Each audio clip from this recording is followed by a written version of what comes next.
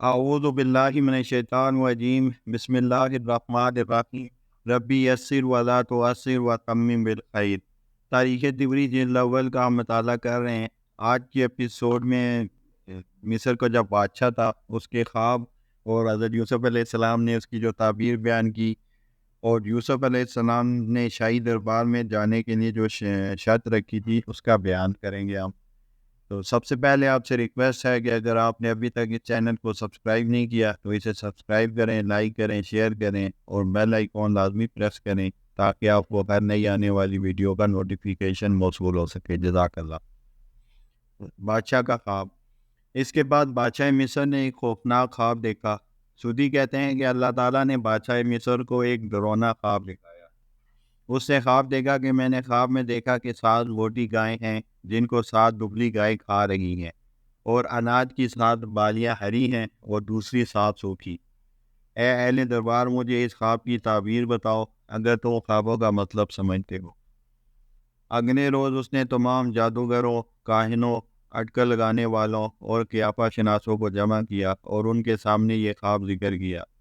جب ان سے کچھ نہ بن پڑا تو کہنے لگا کہ یہ تو یوں ہی پریشان کے حالات ہیں اور ہم اس قسم کے پریشانی والوں خوابوں کی تعبیر سے واقف نہیں۔ ان 2 قیدیوں میں سے جو رہا ہو گیا تھا، اب ایک مدت کے بعد اس کو یوسف کی بات یاد آئی۔ اس نے کہا کہ میں تم کو اس خواب کی تعبیر بتائے دیتا ہوں، تم ذرا قید خانہ تک مجھے جانے کی اجازت دو۔ چنانچہ انہوں نے اس غلام کو یوسف علیہ السلام کی خدمت میں بھیج دیا۔ وہاں جا کر اس نے عرض کیا، اے یوسف، اے صدیق، اس خواب کی تعبیر تو ہم کو بتا کہ 7 موٹی گائیں ہیں اور 7 دبلی گایوں کو کھا رہی ہیں، اور 7 بالیں سبز ہیں اور 7 خشک۔ یہ خواب بادشاہ نے دیکھا ہے۔ سودی کہتے ہیں کہ حضرت ابن عباس رضی اللہ عنہ سے نقل کیا ہے کہ یہ قید خانہ شہر سے باہر تھا، اس لیے ساقی نے جانے کی اجازت مانگی۔ بادشاہ کے خواب کی تعبیر۔ حضرت قتادہ رضی اللہ عنہ فرماتے ہیں کہ حضرت یوسف علیہ السلام کی تعبیر کے مطابق 7 موٹی گایوں سے مراد 7 سال تھے جن میں پیداوار خوب ہوگی، اور 7 دبلی گایوں سے مراد خشکی اور قحط سالی کے 7 سال مراد تھے۔ اسی طرح 7 سبز شاخوں سے 7 سبزی کے سال اور 7 خشک بالیوں سے 7 خشکی کے سال مراد تھے۔ یوسف علیہ السلام کی دربار شاہی میں جانے کی شرط۔ جب وہ ساقی یوسف علیہ السلام کی بتائی ہوئی تعبیر دربار میں لے کر حاضر ہوا اور ساری تعبیر بادشاہ کو سنائی تو بادشاہ کو احساس ہو گیا کہ واقعی یوسف علیہ السلام کی بات سچی ہے۔ چنانچہ اسی وقت اس نے حکم دیا کہ انہیں میرے پاس لایا جائے۔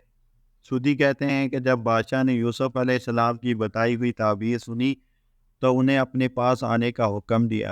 جب بادشاہ کا قاصد آپ کو بلانے کے لیے آیا تو آپ نے انکار کر دیا اور فرمایا کہ تو اپنے بادشاہ کے پاس واپس جا اور اس سے پوچھ کہ ان عورتوں کا اصل قصہ کیا ہے جنہوں نے چھریوں سے اپنے ہاتھ کاٹے تھے۔ بے شک میرا پروردگار ان کی فریب کاریوں سے خوب واقف ہے۔ سودی حضرت ابن عباس رضی اللہ عنہ سے نقل کرتے ہیں کہ اگر حضرت یوسف علیہ السلام بادشاہ کے سامنے اپنی برات سامنے کیے بغیر اس دن قید سے نکل جاتے تو عزیز مصر کے دل میں ساری زندگی شبہ رہتا کہ یوسف علیہ السلام ہی نے شاید میری بیوی کو پھانسنے کی کوشش کی ہو۔ شاہ مصر کا عورتوں کو بلانا۔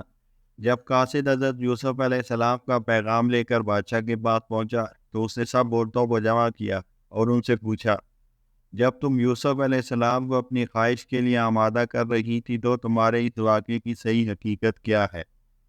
سودی کہتے ہیں کہ بس جب بادشاہ نے ان سے سوال کیا تو وہ کہنے لگی، خدائے پاک کی قسم، ہم کو یوسف علیہ السلام میں ذرا سی بھی کوئی برائی کی بات معلوم نہیں ہوئی، لیکن عزیز مصر کی بیوی نے ہمیں خود بتایا تھا کہ اس نے یوسف علیہ السلام کو اپنی خواہش پوری کرنے کے لیے پھسلایا تھا، اور یوسف علیہ السلام اس کے ساتھ کمرے میں داخل ہوا تھا۔ جب عزیز مصر کی بیوی نے یہ سنا تو کہنے لگی، اب جب کہ بات کھل چکی ہے تو میں بتاتی ہوں کہ میں نے ہی یوسف علیہ السلام کو اپنی آگ بجھانے کے لیے آمادہ کرنا چاہا تھا، اور بلا شبہ وہ پاک دامن ہے۔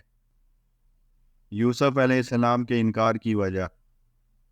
جب یوسف علیہ السلام کو اس سارے واقعے کی اطلاع ملی تو آپ نے فرمایا، میرا قاصد کو انکار کرنا اور عورتوں کے معاملے میں تحقیق کرنے کا مطالبہ اس وجہ سے تھا کہ میرے آقا یعنی اطفیر عزیز مصر کو معلوم ہو جائے کہ میں نے پیٹھ پیچھے اس کی کوئی خیانت نہیں کی، اور نیز اسے معلوم ہو جائے کہ خیانت کرنے والوں کے فریب کو خدا چلنے نہیں دیتا۔ یوسف علیہ السلام کی منکسر المزاجی۔ اکرمہ حضرت ابن عباس رضی اللہ عنہ سے نقل کرتے ہیں کہ جب سارا واقعہ ہو چکا، یعنی بادشاہ نے ان عورتوں سے اس سارے واقعے کی حقیقت پوچھی، اور عورتوں نے کہا حاشا للہ، ہم نے تو اس میں بدی کا شائبہ تک نہ پایا۔ سورہ یوسف آیت نمبر 51۔ اور عزیز مصر کی بیوی نے یہ سن کر کہا اب حق کھل چکا ہے، اور میں ہی تھی جس نے اس کو پھسلانے کی کوشش کی تھی، بے شک وہ بالکل سچا ہے۔ سورہ یوسف آیت نمبر 51۔ اس پر حضرت یوسف علیہ السلام نے فرمایا اس سے میری غرض یہ تھی کہ عزیز یہ جان لے کہ میں نے در پردہ اس کی خیانت نہیں کی تھی، اور یہ کہ جو خیانت کرتے ہیں ان کی چالوں کو اللہ کامیابی کی راہ پر نہیں لگاتا۔ سورہ یوسف آیت نمبر 52۔ حضرت ابن عباس رضی اللہ عنہ فرماتے ہیں کہ حضرت یوسف علیہ السلام کی یہ بات سن کر حضرت جبرائیل علیہ السلام نے کہا اس دن بھی آپ سے کوئی لغزش نہ ہوئی تھی جب آپ کے دل میں اس کی جانب سے غیر ارادی میلان ہوا تھا۔ اس پر حضرت یوسف علیہ السلام نے فرمایا میں کچھ اپنے نفس کی برات نہیں کر رہا ہوں، نفس تو بدی پر اکساتا ہی ہے، الا یہ کہ کسی پر میرے رب کی رحمت ہو، بے شک میرا رب بڑا غفور و رحیم ہے۔ وآخر دعوانا الحمد للہ رب العالمین۔